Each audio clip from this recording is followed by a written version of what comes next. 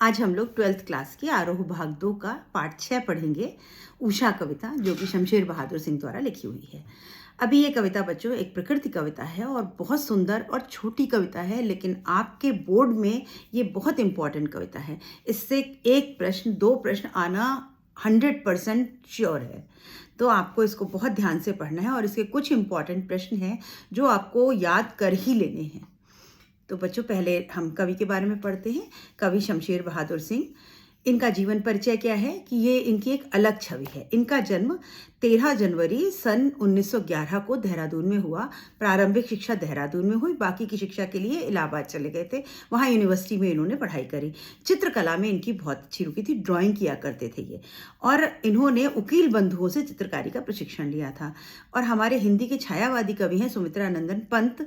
उनका पत्र था रूपाभ, उसमें इन्होंने कार्य किया था। चुका भी हूं नहीं मैं, ये काव्य संग्रह के लिए इनको साहित्य अकादमी पुरस्कार मिला। कबीर सम्मान से भी इनको नवाजा गया और 1993 में इनकी मृत्यु अहमदाबाद में हो गई। इनकी कुछ रचनाएं हैं जो बहुत इंपॉर्टेंट हैं, जैसे कि काल संग्रह था इनका, कटु कविताएं। संपादन इन्होंने किया उर्दू हिंदी कोश का, उर्दू और हिंदी शब्दों का शब्दकोश बनाया, उसका संपादन किया। फिर इन्होंने निबंध संग्रह छपा जो दो आब नाम से। कहानी संग्रह था प्लॉट का मोर्चा। अभी इनकी जो कवि जो हैं वो उन्होंने अपनी कविता में हिंदी उर्दू शब्दों का प्रयोग किया है और ये नए प्रयोगधर्मी कवि है कहलाते हैं। प्रयोगधर्मी से मतलब है नया कुछ करने की चाह। नए ये आधुनिक काल के कवि हैं, और जो आधुनिक काल के कवि हैं उन्होंने प्रयोगवादी कविता लिखी, जिसमें कि नई कविता कहा जाता है। उसमें उन्होंने कोई पुराने मीट्रिक पैटर्न्स को फॉलो नहीं किया, कोई बहुत कठिन शब्दों का प्रयोग नहीं किया, कोई मुहावरों लोकोक्तियों का और गूढ़ शब्दों का प्रयोग नहीं किया। बहुत साधारण शब्दों में ये लोग अपनी बात कहते थे और उनका अर्थ बहुत गूढ़ होता था। और उसके अंदर इन्होंने, शमशेर बहादुर सिंह ने बिंब का प्रयोग बहुत किया है। बिंब किसे कहते हैं आप पढ़ चुके हैं, जब हम शब्दों के माध्यम से हमारे सेंसेस को हम उभारते हैं। देखना, सूंघना, कान से सुनना, बोलना, स्पर्श, स्वाद लेना, स्पर्श करना, इन सभी जब हम इंद्रियों को जगा देते हैं शब्दों के माध्यम से तो उसे बिंब कहते हैं। तो यहाँ इनकी ये बिंब धर्मी कविता है और प्रयोग धर्मी कविता है। इस कविता का सार देख लीजिए पहले कि उषा में कवि शमशेर बहादुर सिंह ने सूर्योदय से ठीक पहले का पल पल परिवर्तित होने वाला शब्द चित्र उकेरा है। यहाँ पर उषा काल कौन सा होता है? ब्रह्म मुहूर्त के बाद, जब सूरज अभी उगा नहीं है, उगने वाला है, उस समय का जो समय है उसको उषा काल कहा जाता है। और उषा काल में प्रकृति में हर पल परिवर्तन होता है। उससे पहले प्रकृति कैसी होती है? रात होती है, हम सब सो जाते हैं, तो प्रकृति कैसी होती है? शिथिल हो जाती है। लेकिन जब हम जग जाते हैं तो धीरे धीरे हमारी पृथ्वी पर भी हलचल शुरू हो जाती है और हम सजीव हो जाते हैं, मतलब ऐसा लगता है जीवित हो गए, उससे पहले सब मरा हुआ था। तो यहाँ धरती की हलचल, जो जमीन पे जो हलचल हो रही है, उसको और आसमानी हलचल को इन्होंने तालमेल के साथ शब्दों के साथ यहाँ उकेरा है। बहुत सुंदर कल्पना है इनकी। इसीलिए वह सूर्योदय के साथ एक जीवंत परिवेश की कल्पना करता है जो गांव की सुबह से जुड़ता है। किसी एक गांव की सुबह को इन्होंने जोड़ा है उससे। वहां सिल है, राख से लिपा हुआ चौका है, सिलेट की कालिमा पर चौक से रंग मलते अदृश्य बच्चे के नन्हे हाथ हैं। कवि ने नए बिंब, नए उपमान, नए प्रतीकों का प्रयोग किया है। हर कवि नए नए उपमाएं दे देकर बात करता है, लेकिन इनके उपमेय जो है, जो उपमाएं उन्होंने दी, वो बिल्कुल आपको नई लगेंगी। ऐसा आपने पहले किसी कविता में नहीं पढ़ा होगा। कवि कहता है कि सूर्योदय से पहले आकाश का रंग गहरे नीले रंग का होता है। जब अभी सूर्योदय नहीं हुआ तब तक आकाश कैसा होता है? डार्क ब्लू होता है, नीला एकदम। और फिर वह सफेद शंख सा दिखाई देता है। बाद में जब सूरज उगना शुरू होता है तो आसमान कैसा दिखता है? शंख जैसा। शंख आपने देखा होगा, सफेद होता है लेकिन उसमें एक हल्की नीलिमा होती है, तो उस सफेद शंख सा दिखाई देता है। आकाश का रंग ऐसा लगता है मानो किसी गृहिणी ने राख से चौका लीप दिया हो। अभी आपको अगर अपने गांव के बारे में पता हो तो गांव में चौका यानी किचन को काम करने के बाद राख से, जो अंगीठी की राख होती है, कोयले की लकड़ी की जो राख ऐश निकलती है बाद में, उसमें पानी डाल करके, गोबर मिला करके चौके को लीप दिया जाता है, साफ करके क्लीन पोछा लगा दिया जाता है। क्यों लगाते थे ये पहले? आज तो इतने सैनिटाइजर और इतने सारे लिक्विड्स आते हैं, पहले नहीं होता था। तो राख को हाइजीन के हिसाब से बहुत शुद्ध माना जाता है। गोबर को भी एंटीसेप्टिक माना जाता था, तो चौका उससे साफ कर दिया जाता था। तो ऐसा लग रहा है आसमान में जो वो ग्रे कलर है, जो अभी पहले नीला था, अभी सफ़ेद रंग आने से ब्लैक और वाइट को अगर आप मिलाएं तो कैसा रंग बनता है? ग्रे कलर बनता है। तो आसमान में इस समय ग्रे कलर बन रहा है, राख का कलर बन रहा है। तो ऐसा लग रहा है जैसे किसी औरत ने अपने चौके को राख से लीप दिया है। कल्पना देखिए कितनी सुंदर है। और सिल को किसी ने धो दिया हो, उस पर लाल खड़िया मिट्टी मल दी हो। जैसे सिल होता है, एक पत्थर होता है जिसके ऊपर मसाला पीसा जाता है। वो सिल ज़्यादातर काले रंग के पत्थर का, लाल रंग के पत्थर का होता है। उसको किसी ने धो दिया हो, धोया हो, खड़िया पीसी हो और उसको धो दिया हो, लाल रंग की खड़िया उस पर पीसी हो। तो जो हल्की लाली आसमान में आ रही है वो ऐसा लग रहा है कोई सिल है, उसको किसी ने लाल रंग उस पर पीसा और उसको धो दिया। धुली धुली साफ साफ लाली हल्की सी लिए हुए वो सिल है। नीले आकाश में सूर्य ऐसा लग रहा है मानो नीले जल में गोरी युवती का शरीर झिलमिला रहा हो। अब आसमान नीला है और हल्का सा सूरज निकला तो ऐसा प्रतीत हो रहा है जैसे कोई नव युवती, कोई सुंदरी जो है वो अपने यौवन भरे शरीर के साथ अब जो है वो उसका जो झिलमिलाता शरीर जो है वो दिखाई दे रहा है। मतलब कोई सुंदर नवयुवती होगी जो कि इस रोशनी में बहुत सुंदर झिलमिलाती लग रही है। तो ये उनकी कल्पना है। सूर्योदय होते ही उषा का यह जादुई प्रभाव समाप्त हो जाता है और जैसे ही सूरज पूरी तरह से उग के आता है तब तक ये सारा जो जादू सा था ये खत्म हो जाता है। क्योंकि प्रकृति में जिस समय सूरज नहीं आता उस समय बहुत जल्दी परिवर्तन होता है। फिर जब सूरज एक बार निकल आता है तब परिवर्तन स्लो हो जाता है। तो इस परिवर्तन को उन्होंने अपने शब्दों में बांधकर और नई नई कल्पनाएं, नए नए उपमान लेकर के यहाँ पर कविता लिखी है। तो अब हम कविता पढ़ते हैं। प्रातः नभ था बहुत नीला जैसे भोर का नभ। अभी बच्चों यहाँ की कविता देखिए, छोटे बड़े वाक्य लिखे हुए हैं, कोई आपको तुकबंदी नहीं नजर आएगी, लेकिन कविता है वो। तो कैसी कविता है? मुक्त छंद है ये, छंद मुक्त कविता है, इसमें कोई छंदों में बंधी हुई कविता नहीं है ये। प्रात नभ था बहुत नीला शंख जैसे भोर का नभ। अभी प्रात का यानी सुबेरे का समय है। आसमान कैसा था? नभ आसमान कैसा था? बहुत नीला, एकदम डार्क नीला था, शंख जैसे भोर का नभ। और जैसे ही सूरज निकलने का थोड़ा समय हुआ तो आसमान में थोड़ी सी सफेदी आई और ऐसा लगा जैसे शंख का रंग हो गया हो। शंख का सफेद और नीला सा शंख दिखाई देने लगा, ऐसा रंग आसमान का दिखाई देने लगा। राख से लीपा हुआ चौका, और ऐसा लग रहा है किसी ने अपने चौके को, अपने किचन को राख से लीप दिया हो। यानी वो जो कालिमा और वो जो सफेदी सूरज की जब मिली तो रंग कैसा हो गया? राख जैसा, ग्रे कलर हो गया, सिलेटी सा रंग हो गया। और ऐसा लग रहा है किसी युवती ने अपने चौके को राख से लीप दिया हो। अभी एक ब्रैकेट में प्रयोग किया है, अभी गीला पड़ा है। अभी आपने ये ब्रैकेट का प्रयोग आप पहले भी कोष्टक प्रयोग देख चुके हैं, बात सीधी थी में। तो ये वही प्रयोग यहाँ पर भी है कि जो बात वो सीधे सीधे नहीं कहना चाहते, अप्रत्यक्ष रूप से कहना चाहते हैं, वो ब्रैकेट में लिखती है। अभी गीला पड़ा है, मतलब अभी अभी किसी, ऐसा लग रहा है अभी अभी किसी ने चौके को लीपा है। अभी अभी मतलब जस्ट हुआ है, निरंतरता है, गति है। पहले से गीला पड़ा होता तो, पहले से सूखा होता तो कैसा होता? चौका सूख गया होता। लेकिन अभी अभी करा है, वो गीला गीला है। जो नमी, आसमान में नमी है, जो सुबह आप अगर उठें तो कभी आपने देखा होगा पत्तियों पर ओस की बूंदें होती हैं और गीला गीला मौसम होता है। जैसे ही सूरज निकलता है सब ड्राई हो जाता है, सारी भाप बन के उड़ जाती है नमी। तो अभी सब गीला गीला है, यानी अभी हुआ है, अभी गीला पड़ा है। वो जो चौका उसने लीपा था युवती ने, वो अभी गीला पड़ा, यानी जस्ट अभी हुआ है। इसका प्रसंग क्या लिखेंगे? प्रस्तुत काव्यांश हमारी पाठ्य पुस्तक आरोह भाग 2 में संकलित उषा कविता से उद्धृत किया गया। इसके रचयिता प्रसिद्ध प्रयोगवादी कवि शमशेर बहादुर सिंह है। जब भी किसी पंक्ति का आपको तात्पर्य बताना हो, अर्थ बताना हो, भावार्थ लिखना हो, तो आप कविता का नाम और कवि का नाम अवश्य लिखेंगे। यहाँ पर वातावरण का सुंदर चित्र उकेरा है। इस अंश में सूर्योदय का मनोहारी वर्णन किया गया है। अब इसकी व्याख्या देखिए। कवि कहता है कि सुबह का आकाश ऐसा लगता है मानो नीला शंख हो। दूसरे शब्दों में इस समय आसमान शंख के समान गहरा नीला लगता है और पवित्र दिखाई देता है। शंख कैसा होता है बच्चों? पवित्र होता है। पूजा में हम शंख बजाते हैं, तो वो पवित्रता जो है वो आसमान में भी दिखाई दे रही है। वातावरण में नमी है, गीला गीलापन है। सुबह सुबह आकाश ऐसा लगता है मानो राख से लेपा हुआ कोई चौका हो और यह चौका नमी के कारण अभी गीला है। और यहाँ पर शंख की उपमा दी है, यानी उपमा अलंकार है।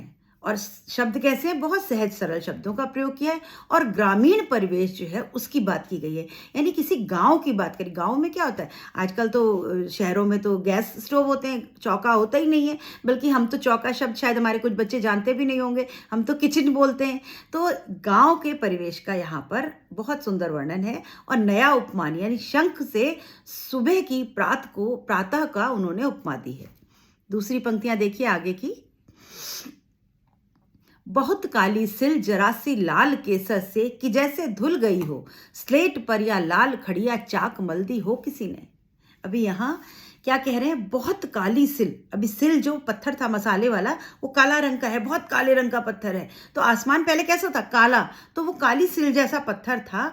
जरा सी लाल केसर से कि जैसे धुल गई हो, किसी ने उसके ऊपर केसर, आपको पता होगा थ्रेड होता है, फूल से निकलता है केसर, उसमें ऑरेंज कलर होता है। बिरयानी में, खीर में केसर डाली जाती है, उसमें हल्का सा रंग होता है और खुशबू होती है। तो आप कभी अगर सुबह उठे हो तो आपको एक गीला गीला सापन पता चलता है, आपको एक अच्छी सी खुशबू भी आती है। तो ऐसा लग रहा है वो जो हल्की हल्की लाली आई है, अभी सूरज निकला नहीं है, निकलने वाला है, तो सूरज के आने से पहले उसकी लालिमा आसमान में हल्की सी दिखाई दे रही। पहले गाढ़ा नीला था शंख जैसा, उसके बाद हल्की सी लाली आई। तो वो जो हल्की लाली आई वो कैसी थी, वो ऐसा लग रहा था जैसे काले रंग की सिल पर किसी ने केसर को पीस दिया हो और फिर उसको धो दिया गया हो। धुल गई है कि जैसे धुल गई हो, स्लेट पर या लाल खड़िया चाक मल दी हो किसी ने। या तो ऐसा लग रहा है काले रंग की सिल पर किसी ने केसर पीस दी तो काले पे हल्का लाली आ गई है, या ऐसा लग रहा है स्लेट पर या लाल खड़िया चाक मल दी। या स्लेट होती, स्लेट आप समझते होंगे जिसपे बच्चे लिख के सीखते हैं, तो ग्रे कलर की, ब्लैक कलर की स्लेट है, उस पर किसी ने लाल रंग की खड़िया से, जो चौक है वो लाल रंग की है, उससे किसी ने लिख दिया हो और उसको ऐसे मल दिया हो, धो दिया हो, साफ कर दिया हो, तो हल्की हल्की लाली रह गई है स्लेट पर। तो चाहे या तो वो सिल जैसी है या फिर काले रंग की स्लेट है जिसके ऊपर लाल खड़िया किसी ने लगा करके और फिर उसको धो दिया हो, यानी काले रंग में हल्की हल्की लालिमा जो है वो आसमान में दिखाई दे रही। और ये परिवर्तन कितना जल्दी जल्दी हो रहा है कि अभी भोर का टाइम है, प्रातः का समय है, उषा काल है, और उस समय आसमान बिल्कुल काला था पहले, फिर हल्का सा उसमें नीला रंग में सफेद रंग मिला तो वो शंख जैसा हुआ, फिर उसके बाद वो स्लेट जैसा हुआ या फिर चौके जैसा हुआ और उसमें हल्की सी लालिमा आई। इसकी व्याख्या देखें। कवि प्रातःकालीन आकाश का वर्णन करते हुए कहता है कि सूर्य क्षितिज से ऊपर उठता है। क्षितिज मतलब जहां नीचे से बिल्कुल, जहां आसमान और धरती मिलते हैं उसको क्षितिज कहते हैं। तो धरती से अभी उस क्षितिज से जरा सा ऊपर आया है सूरज, तो हल्की लालिमा की रोशनी फैल जाती है। ऐसा लगता है कि काले रंग की सिल को लाल केसर से धो दिया गया है। अंधेरा काली सिल तथा सूरज की लाली केसर के समान लगती है। अंधेरा कैसा लगता है, काली सिल, और लालिमा किसके समान लगती है, केसर के समान। इस समय आकाश ऐसा लगता है मानो काले रंग की स्लेट पर किसी ने लाल रंग की खड़िया की मिट्टी मल दी हो। अंधेरा काली स्लेट के समान है, सुबह की लालिमा लाल खड़िया के समान लगती है। यहाँ दो उपमा दी है उन्होंने इसी बात। अभी कवि ने प्रकृति का मनोहारी वर्णन किया है, बहुत सुंदर वर्णन किया, और उत्प्रेक्षा अलंकार है। कैसे उत्प्रेक्षा अलंकार है, यहाँ पर है कुछ नहीं, माना जा रहा है, मानो कि खड़िया मल दी हो किसी ने, है ना। या फिर बहुत काली सिल जरा सी लाल केसर कि जैसे धुल गई हो, जैसे मतलब ऐसा लगता है, मानो ऐसा हो रहा है, जानो ऐसा हो रहा है। तो जहां जानो, मानो या प्रतीत होता पता लगता है और उपमा दी जाती है, वहां पर उत्प्रेक्षा अलंकार होता है। अलंकार याद होंगे, नहीं याद है बच्चों तो काव्य पढ़ते समय एक बार अलंकार और बिंब फिर से पढ़ लीजिए, उसके बाद अपने काव्य का रिविजन करिए। और यहाँ सहज सरल खड़ी बोली सुंदर अभिव्यक्ति है, नए बिंब का प्रयोग किया है। बिंब कौन सा बिंब है, यहाँ पर दृश्य बिंब है। यहाँ आंखों के आगे आपके चित्र जो है वो बनने लग जाएगा। और आगे की पंक्तियां, नीले जल में या किसी की गौर झिलमिल देह जैसे हिल रही हो, और ... जादू टूटता है इस उषा का, अब सूर्योदय हो रहा है। यहाँ पंक्तियां खत्म है। पंक्तियां देखिए, नीले जल में या किसी की गौर झिलमिल देह जैसे हिल रही हो। अभी आसमान है और नीचे नीला पानी है, नदी है, समुद्र है, जो भी है। पानी कैसा रंग है, नीले रंग का जल है, और किसी की गौर झिलमिल देह जैसे हिल रही हो, और उस पानी में सूरज की जो हल्की हल्की रोशनी पड़ रही है और पानी के हिलने से वो रोशनी, वो जो परछाई है वो हिल रही है। ऐसा लग रहा है कोई सुंदर सी स्त्री, नवयुवती उसका शरीर जो है वो झिलमिला रहा है। जो सूरज की रोशनी पानी में पड़ रही है, पानी का रंग डार्क नीला था, क्यों? पानी का रंग भी सूरज की रोशनी के हिसाब से बदलता है। रात में गाढ़ा नीला लगता है, बाद में सूरज आता है तो हल्का नीला हो जाता है, बिल्कुल सूरज आता तो सफ़ेद दिखने लगता है पानी।